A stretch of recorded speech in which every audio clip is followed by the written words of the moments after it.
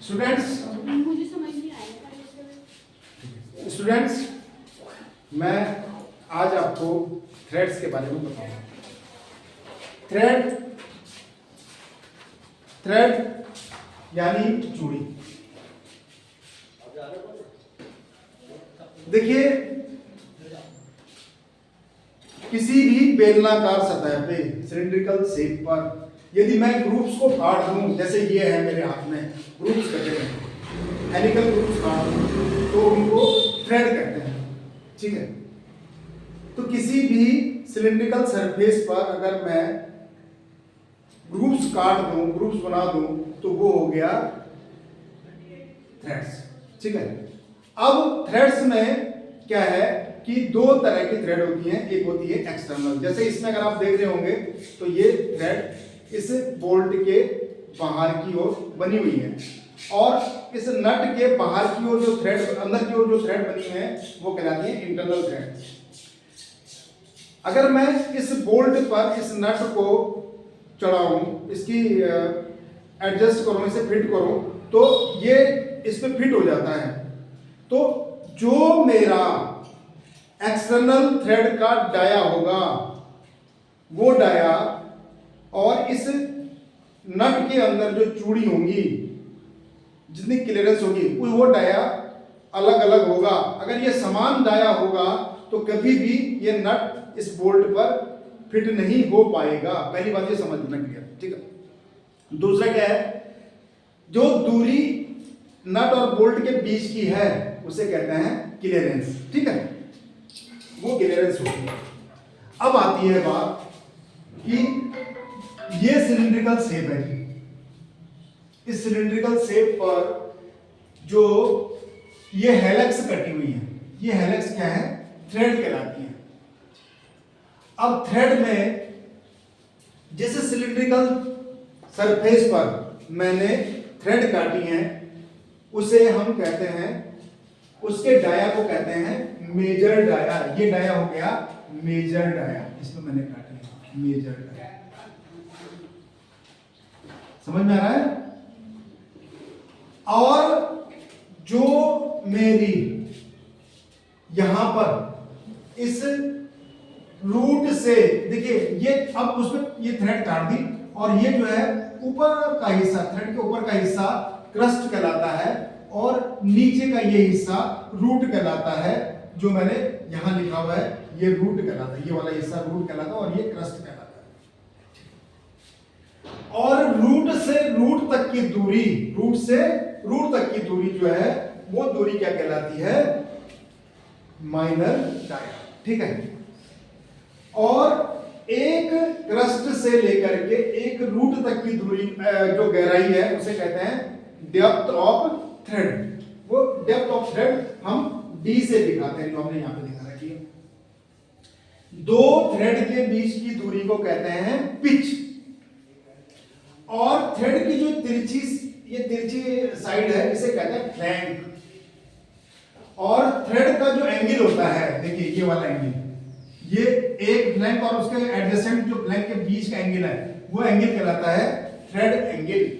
और इसमें एक इंपॉर्टेंट टर्म आता है, कभी कभी शॉर्ट आउट में फिल इन द ब्लैंक्स जो पेपर में आता है आपका, उस फिल इन द ब्लैंक्स में आता है कि लीड या किसी सिलिंड्रिकल शेप पर, बोल्ट पर जब मैं नट को चलाता हूं, तो वो नट 360 एक राउंड लेने में जितनी लीनियर डिस्टेंस कवर करे उसे कहते हैं डॉट डॉट, उसे कहते हैं लीड, LEAD, लीड। क्या कहते हैं, लीड। ठीक है, उसको लीड कहते हैं।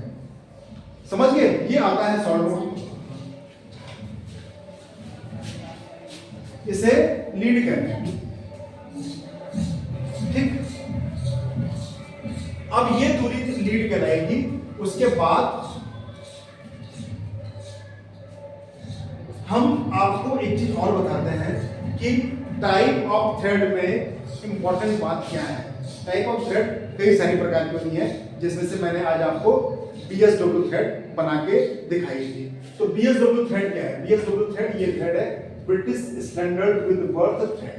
ठीक है, BSW का मतलब है British standard with worth thread, ठीक है।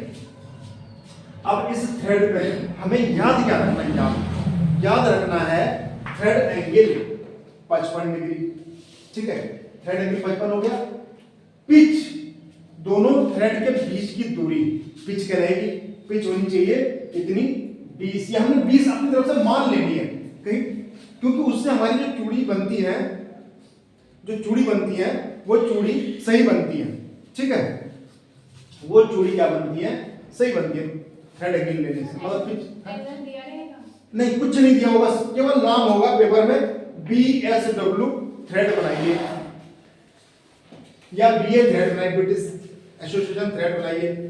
तो ये 55 भी आपको याद रखना है, 20 आप लेंगे, और डेप्थ ऑफ द थ्रेड जिसे D से, जो मैंने यहां D से दिखाया था, ये वाली यहां से लेकर के रूट से लेकर क्रस्ट तक की दूरी, उसका फॉर्मूला भी आपको याद रखना, 0.96 ऑफ द P। यदि मैं इसे P से गुणा करूं तो 19.2 आता है, जिसे मैंने राउंड ऑफ करके 19 ले लिया। और उसके बाद आती radius of thread, radius of thread हो गई D/6, 20/6। तो ये डिस्टेंस मेरी 3 mm आती है भाई, ये 3.333 आएगी, तो मैंने उसे राउंड ऑफ करके 3 mm ले लिया। अब आती है बात कि इसे हम कैसे बनाते हैं।